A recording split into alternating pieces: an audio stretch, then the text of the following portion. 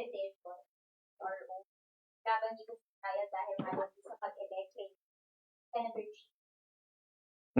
As the presiding officer said yesterday and was confirmed earlier, any person can raise the matter. Pwede po nilang i-exhaust yung kanilang mga legal remedies and yun po yung nakita natin. But since meron na pong kaso po sa Supreme Court yon, we will respect the sub judice rule at hindi na po magko-comment yung impeachment court regarding that matter. But pag maglabas na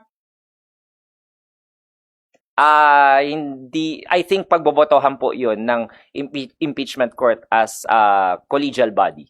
ano po ba Yung kung katulad po ng last year, no, pinagbotohan po nila yung mga insidente na may concern po sa